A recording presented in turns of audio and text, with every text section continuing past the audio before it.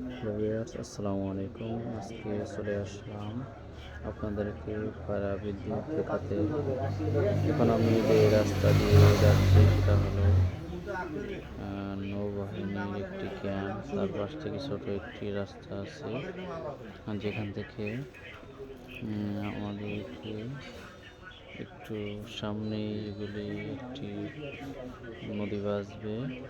এই নদীটা পেরোনোর পরেই আমরা ওই যে দেখতে পাচ্ছেন তাপবিদ্যুৎ, ওখানে যেতে পারবো। তাহলে দেখেন কত সুন্দর দৃশ্য। আমরা মূলত একটি মোটরসাইকেল নিয়ে যাচ্ছি। দেখতে পাচ্ছেন কত সুন্দর জায়গা।